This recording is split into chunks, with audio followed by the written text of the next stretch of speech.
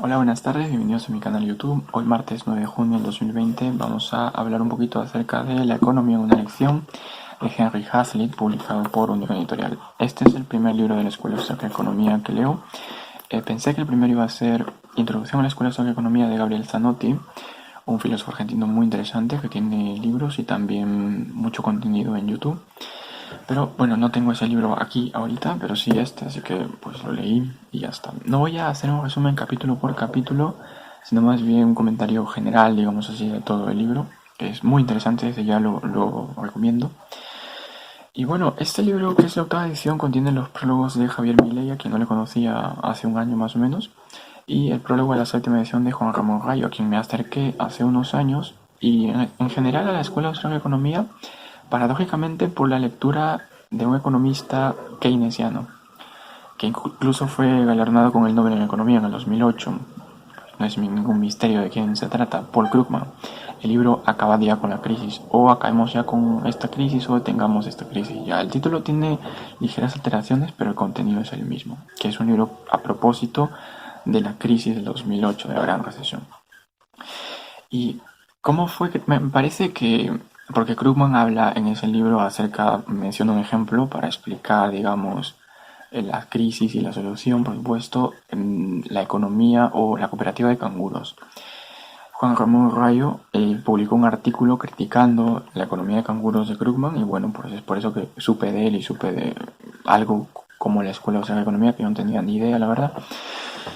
Pero bueno, y ahora es el primer libro sobre eso que estoy leyendo, de los muchísimos, ¿no? Que me falta. Pero bueno, entonces empieza Milei diciendo que él encontró este libro en una librería en New York y le sorprendió el título, especialmente cómo se puede sintetizar el análisis económico en una lección. Y más fue su sorpresa porque el capítulo, son 23 capítulos que tiene el libro, el primero es la lección y el último, es decir, el capítulo 23, la lección expuesta con mayor claridad. Y los 21 capítulos que están en el medio son aplicaciones de esta gran lección que los malos economistas han olvidado. Empieza Hazlitt diciendo que la economía, más que cualquier otra disciplina cultivada por el hombre, se encuentra asediada por una cantidad innumerable de sofismas. Y él lo que hace capítulo por capítulo es tratar de desenmascarar esos sofismas, de exponerlos a la luz. Entonces, él hace una distinción entre la mala economía y la buena economía. El mal economista es aquel que solo considera las consecuencias inmediatas, las consecuencias más próximas de una medida a aplicar o de una política. El buen economista, por el contrario, es capaz de percibir más allá, percibe también cuáles van a ser las consecuencias a largo plazo que va a tener la aplicación de esa política. El mal economista también solo ve las repercusiones que va a tener esa medida en el sector aludido. El buen economista, por el contrario, considera las repercusiones en todos los sectores. ¿Cómo va a influir eso en toda la colectividad? Y esto, si bien es cierto, es algo que, bueno, que todos lo sabemos en cierto sentido, por nuestra vida particular, que a veces momentos gratos pues llevan a consecuencias no deseadas o consecuencias altamente riesgosas. Sabe el infante, por ejemplo, que una ingestión excesiva de dulces le produce un daño. Sabe el que se embriaga que va a despertarse con el estómago revuelto y con la cabeza dolorida. Sabe el dipsómano que está dañando su hígado y acortando su salud.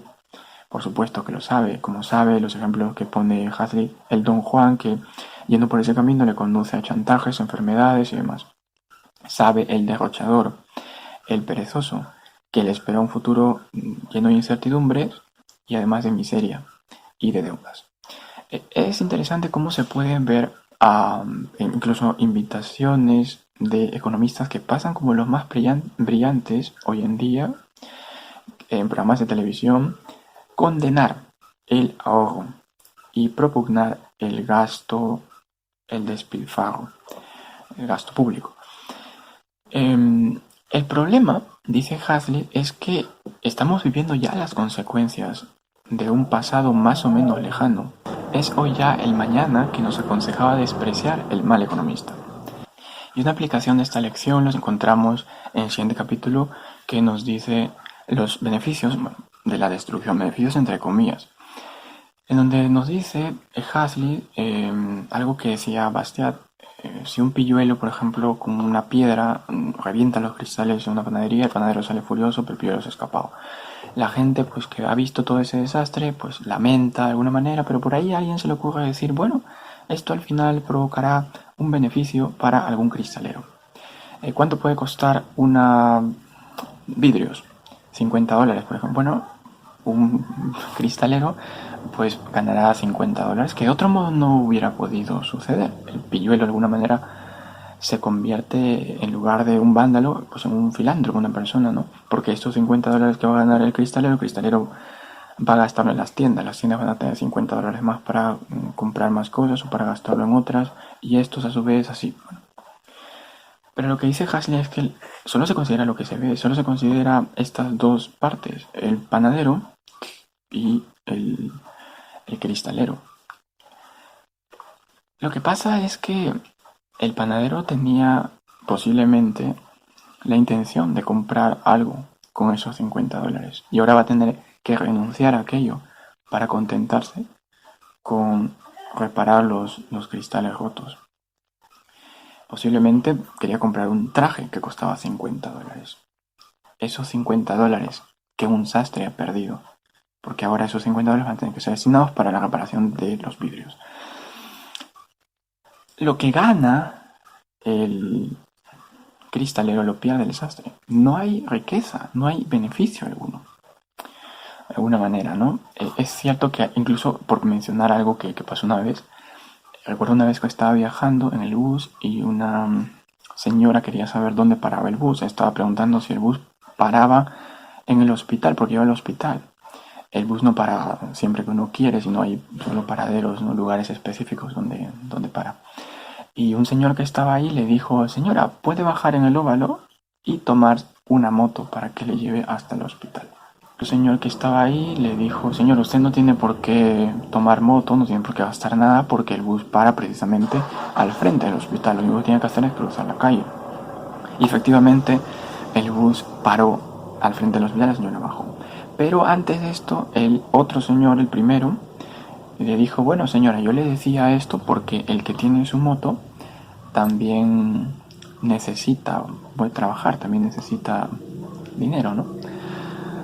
Entonces es algo que me sorprendió. Nunca había escuchado algo así, pero es más o menos creo que va con la línea de esto, ¿no? Al final la señora era beneficioso que se bajara antes para que gastara, pero ¿por qué tenía que gastar? Aunque era pues un pasaje, no era mucho dinero, pero igual.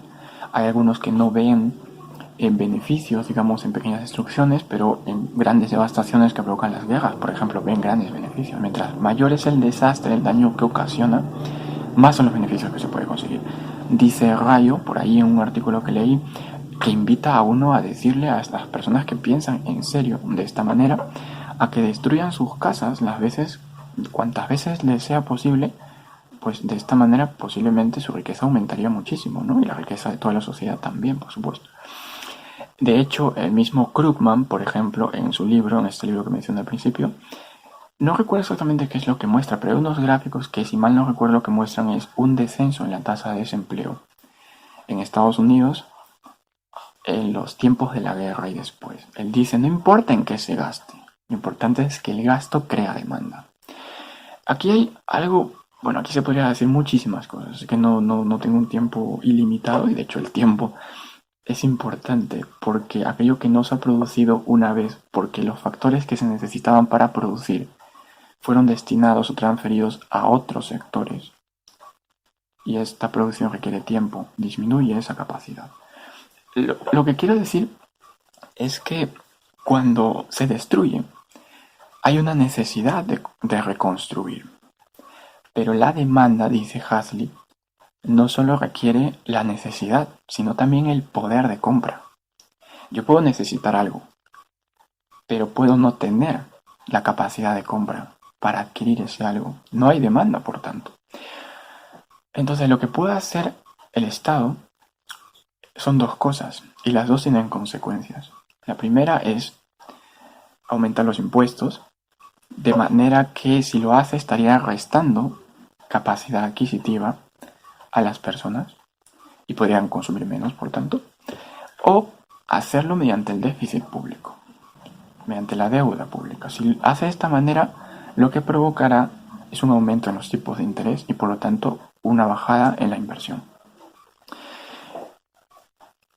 Aquí ya se me fueron varias cosas que quería decir, pero cuando se está destinando todos los recursos para reconstruir casas, es cierto que hay una industria, un sector que está teniendo más beneficios en aquel momento, porque todos los recursos están concentrados ahí, el sector de la construcción, incluso los trabajadores, pero le está restando capacidad a otras industrias, a otros sectores. No se está produciendo como se debería producir otras cosas, como frigoríficos, radios, televisores, etcétera, etcétera.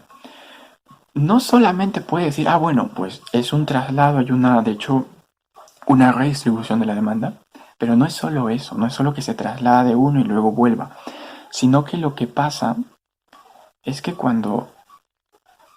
aquí hay algo muy importante que hay que tener en cuenta si estamos de acuerdo con aquello que decía la ley de Say. No con la ridiculización que hizo Keynes, diciendo que la oferta crea su propia demanda, o sea que yo me pongo a producir cualquier cosa, por más disparatada que sea, inmediatamente me la compran. Eso no es lo que dice Say. Y de hecho Keynes nos cita a Say, cita a Mill, a John Stuart Mill, pero se detiene justo en un momento cuando después enseguida Mill está diciendo algo que posiblemente no se hubiera considerado y que parece que no se puede ver y demás, ¿no? Entonces, en último término, lo que está diciendo Say es que las mercancías se pagan con mercancías. Si yo quiero tener algo, tengo que haber producido. Si yo quiero demandar algo, tengo que haber producido. Porque la producción o porque la oferta de esa cosa que yo produzco es lo que me da la capacidad para poder demandar. La oferta y la demanda son dos caras de la misma moneda. Lo que sea que yo produzca, el dinero en este caso es un medio de cambio. Cuando yo demando un crédito, por ejemplo, no quiero el dinero. Lo que quiero es el viaje o lo que quiero es la casa o el automóvil o los bienes de consumo. Ese es el fin. El dinero es el medio para conseguir los fines. Y el dinero también funciona como depósito de valor. Porque había algo aquí que no recuerdo exactamente qué era lo que iba a decir, pero bueno. Está hablando acerca de esto, luego también menciona qué es lo que sucede cuando se hace algo o el Estado hace alguna obra pública, por ejemplo, un puente, con la finalidad de crear empleo. Si lo hace, vamos a decirlo, para solucionar un problema de tráfico, por ejemplo, que de otra forma no se debería o no se hubiera podido solucionar, pues nada tiene que decir. Pero si lo hace con la finalidad de proporcionar empleo a la gente, es algo que también tiene consecuencias negativas de alguna manera, porque cada dólar que el Estado gasta lo ha obtenido mediante la extracción fiscal, por medio de los impuestos. Si gasta $1.000.000 en esta obra, es $1.000.000 menos en el bolsillo de las personas para poder demandar. Se ve las personas, los obreros que están trabajando, y se ve el trabajo terminado al final, pues este puente maravilloso que la gente se toma fotos y demás. Que no hubiera existido, se dice, si estos reaccionarios y obstruccionistas se hubieran salido con la suya. Parece algo increíble. Pero pregunta Hazlitt, ¿qué de increíble tiene si todos nosotros nos dedicáramos a invertir y a gastar en una ciudad en específico, solo en una ciudad y no en las demás? Lo que pasaría es que esa ciudad sería relativamente más rica con respecto a las demás. Es lo mismo que pasa aquí. No tiene nada increíble si se ha destinado precisamente todo ese dinero en eso. Pero cuando se ha hecho eso, se ha restado capacidad productiva en otras industrias. Esto es la aplicación de esta lección que dice que no tenemos solamente que considerar cuáles son los efectos que se producen en una determinada circunstancia, o mejor dicho, en un sector, en ese sector aludido, sino en todos los demás sectores, cómo repercute eso en otros sectores. Luego también habla, aquí me voy a saltar varias cosas, pero también, por ejemplo, una cosa que me pareció muy importante es cuando menciona acerca del crédito estatal. Porque el Estado tendría que dedicarse a hacer algo que el sector privado lo hace, como por ejemplo los bancos comerciales ofrecer créditos a las personas para un negocio para invertirlos, o los emprendedores, los empresarios. Cuando la banca privada hace esto, los bancos comerciales, por ejemplo, siempre hay una evaluación cualitativa y cuantitativa. Es de esperar entonces que el riesgo que asume el banco es mucho menor. porque no se va a arriesgar. Incluso un banquero, cuando puede suceder el caso de que se equivoque y de que no se pueda devolver ese crédito, es decir, el capital más los intereses, se le limite el volumen de dinero que puede prestar. Otra cosa también aquí, hablando del volumen de dinero, es que mucha gente tiene, lo que dice Hasley, es porque estamos acostumbrados a esto, es medir nuestra riqueza en términos monetarios. Es decir, cuánto dinero tengo es lo que me hace rico. Tengo más dinero, entonces soy más rico que antes. Puede suceder el caso de que tenga más dinero, pero que ahora ese dinero ya no tenga el mismo poder adquisitivo.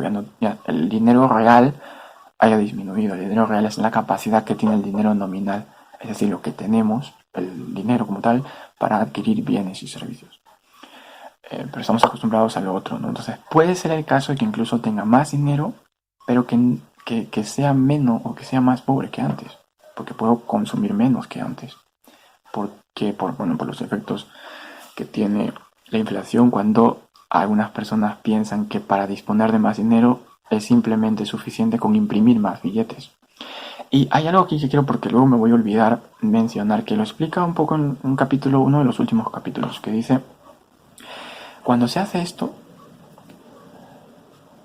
a las manos en las cuales este dinero llega primero, son los que se benefician, a expensas de los demás. Porque cuando se hace esto, uno tiene más dinero y puede demandar cosas, puede consumir bienes, que cuando todavía no se había iniciado, es decir, cuando estaban en sus precios normales, cuando no se había iniciado la inflación. Pero lo que pasa es que luego, estos segundos que tienen el dinero de alguna manera también se benefician, pero ya empiezan a subir los precios, digamos así, a disminuir su capacidad adquisitiva. Y luego los demás también un poco menos, pero hasta los últimos que llega ese dinero, pueden tener más dinero, pero ya no pueden comprar lo mismo. Ese es uno de los efectos que produce. Bueno, por ejemplo, que hay dos cosas o dos factores básicamente que son los que producen el ciclo económico. Primero, el dinero fiduciario y la reserva fraccionaria. ¿Qué es la reserva fraccionaria? Es esto de que, por ejemplo, si yo meto mi dinero en un banco y alguien lo saca y a mí me dice que el dinero está en el banco, pues me están mintiendo. Cuando yo pongo mi dinero en un banco, pues el banco gestiona de alguna manera todos los pagos que yo hago. Es decir, yo tengo la disponibilidad de ese dinero. Yo puedo pagar mis cuentas, puedo pagar mis préstamos, puedo pagar mis tarjetas, puedo pagar la luz, el agua, el teléfono, el internet, no sé, el colegio, la universidad, las pensiones, todo. Porque otorgan estos depósitos una liquidez a esos depósitos igual al dinero que yo tengo en mi cartera. Pero sí, la reserva fraccionaria precisamente es la capacidad que tiene el banco para prestar, o el privilegio para prestar una parte de ese dinero de la gente. Cuando lo presta, de alguna manera, pues esta persona a quien se le presta tiene la disponibilidad de ese dinero, pero al mismo tiempo yo tengo la disponibilidad total de esto. Entonces es como decir que el dinero está y no está al mismo tiempo en el banco. Entonces, eso es algo que me llamó bastante la atención. Pero lo que decía aquí Hasley, no quiero desviar mucho del tema, era que cuando el sector público, el Estado interviene en prestar créditos precisamente a quienes les han denegado la banca privada, está asumiendo más riesgos. Y en el caso de la banca privada pierde pues el dinero. Cuando el Estado lo pierde, pierde el dinero que no es suyo, sino dinero ajeno, el dinero que es de los contribuyentes. Cuando se presta dinero a alguien para comprar una granja, resulta que no se puede prestar dinero para otra persona para comprar esa misma granja. Incluso las mismas granjas son limitadas y tal. También menciona Hasley algo que me he olvidado que, por ejemplo, de alguna manera que los impuestos reducen o desincentivan la inversión y tal, porque si soy un emprendedor, un empresario, voy a invertir, siempre asumo un riesgo, pero cuando gano, o mejor dicho, cuando pierdo un dólar, lo pierdo, pero cuando gano el dólar no se me permite quedar con el dólar, sino solo con 60 centavos, y los otros 40 pues los tengo que pagar al Estado. Es una manera que no me voy a mantener un poco reacio a invertir, o solo invertir en algunas cosas que supongan un menor riesgo, ¿no? Entonces, sí, lo que se dice pues en ese capítulo es que el capital decrece de modo alarmante, no se permite acumular, incluso lo poco, porque se retrasa, no me va a permitir poder invertir en ello, tener una mayor eficiencia para producir bienes que sean de una calidad superior y que por lo tanto la gente pueda tener mejores productos para consumir y que incluso también pueda ser capaz de venderlos a un precio más barato y que puedan acceder a ello. Por mencionar otra cosa ya, creo que es una de las últimas que voy a decir acerca del odio a la máquina, ¿no? Con la incorporación de la máquina, la revolución industrial, entonces parece que la gente está perdiendo sus empleos y hay que proteger los empleos, se forman sindicatos y demás. Y Hazlitt muestra aquí con algunos ejemplos que eso no es necesariamente cierto, porque hay que ver las consecuencias que tiene esto a largo plazo. Tenemos que decir que para que la gente no pierda empleos se debe seguir utilizando caballos, mulos o lo que sea en lugar de autos. Pero bueno, luego Hazlitt también menciona algunos de estos ejemplos. Por ejemplo, si un empresario o un emprendedor se da cuenta de que puede producir lo mismo comprando una máquina y sin la mitad de sus trabajadores, entonces compra la máquina y despide a la mitad de sus trabajadores. Ahora esta gente, ¿a dónde va? ¿Qué es lo que va a hacer? Se quedan sin trabajo. Pero el beneficio que va a obtener el empresario por esto va a permitirle luego, si quiere invertir en el negocio, comprar una nueva máquina. Entonces hay gente que va a tener que fabricar esa máquina. Y va a necesitar gente para manipular esa máquina. Si no quiere hacerlo, puede comprar cosas para él, puede comprarse una nueva casa. ¿Qué pasa con la gente que ha fabricado, que ha construido esa casa? O puede comprarse un automóvil. ¿Qué pasa con la gente que produce el automóvil?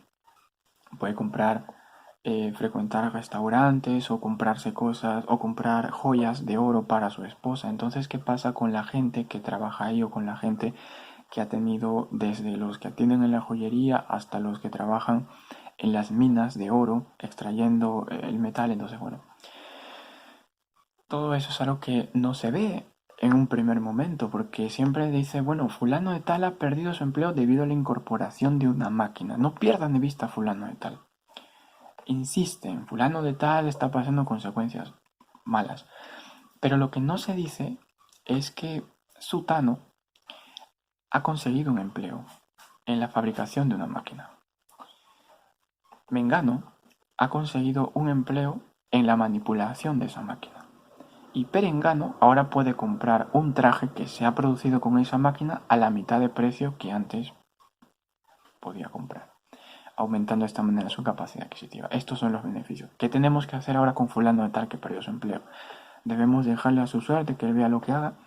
Debe intervenir el Estado para de alguna manera enseñarle un nuevo oficio, para darle algún tipo de seguro de desempleo, lo que sea. Esas son cosas que Hazlitt no está tratando de aquí. Evidentemente no hay que perder de vista a fulano de tal, pero hay que ver cuáles son los beneficios aplicando esta gran lección, cómo repercute esto en el largo plazo. Él muestra incluso que se necesita mucho más empleo, mediante algunos ejemplos, con la incorporación de nuevas tecnologías o de máquinas tecnológicas, digamos así, que antes de haber incorporado. Hay otros capítulos más, como por ejemplo a quién benefician los aranceles, el tema de las importaciones. Esto, bueno, prácticamente lo que nos dice es que las exportaciones y las importaciones son dos caras de la misma moneda. Que las importaciones se pagan con exportaciones. Mucha gente ve, digamos, como malo. Es malo importar, pero es bueno exportar. Para poder exportar hay que importar y al revés. Entonces eso es lo que lo dice, lo desarrolla más aquí. También cuando habla del tema de la paridad de los precios, del sistema de precios, del licenciamiento de soldados y burócratas, que me parece muy interesante. Los soldados han salido, ahora el Estado ya no los mantiene, ahora quién va, dónde van a conseguir trabajo, algunos de ellos, pero los otros, ¿qué va a suceder? Pero lo que no se dice es que el Estado mantenía a estos soldados con el dinero que le he extraído a las personas. Por lo tanto, ahora ya no necesita ese dinero si los soldados ya no van a ser mantenidos por el Estado. Entonces, el Estado va a tener que devolver o simplemente no va a tener que extraer el dinero a la gente. La gente, por tanto, va a tener más capacidad adquisitiva, más poder adquisitivo, va a poder consumir más y eso va a hacer que haya más o que se creen más industrias, digámoslo así, en donde estas personas pueden tener su autonomía económica y demás. Con los burócratas también pasa lo mismo. Después también, bueno, con este tema que dije de la paridad de precios, de establecer precios mínimos en la agricultura para de alguna manera garantizar el trabajo de los agricultores y que incluso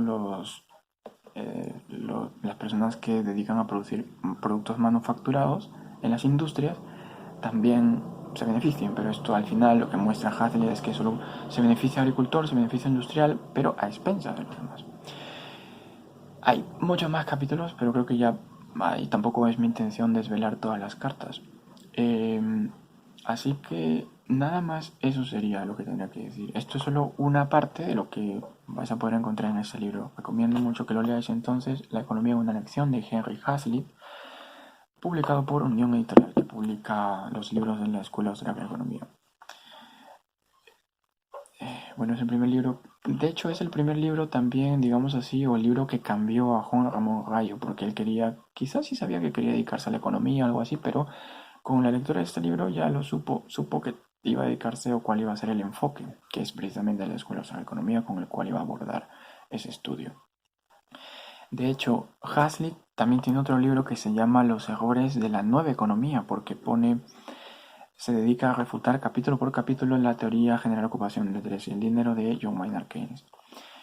Y Juan Ramón Rayo escribe un libro, creo que publicó en el 2012, que se llama Los errores de la vieja economía, porque las teorías de Keynes eran muy famosas en el tiempo de la Gran Depresión y hasta creo que la década de los 70, cuando sucedió lo de la llamada crisis del petróleo, pero con la crisis, la gran recesión de 2008, parece que las ideas de Keynes habían resurgido, habían resucitado. Y de alguna manera se hablaba de la resurrección de Keynes. De hecho, hay un libro escrito por Robert Skidelsky, que es el mismo que hace la biografía de Keynes, una biografía que deseo adquirir, que se llama El regreso de Keynes. Es un libro que lo tengo también en la lista. Pero bueno, y Juan Ramón Rayo escribe un libro, Los errores de la vieja economía, tratando de refutar, y que de hecho se lo dedica y lo hace en honor a Hazlitt, la teoría general de Keynes. Entonces, bueno, esos libros también espero leerlos. Ya he empezado de alguna manera con este, pero me quedan muchos más y muchas para estudiar a los pensadores de la Escuela de Economía. Realmente se necesita un ejercicio. Se necesita usar la cabeza, de verdad. Ludwig von Mises era un economista que sabía muchísimo acerca de filosofía porque él era neokantiano.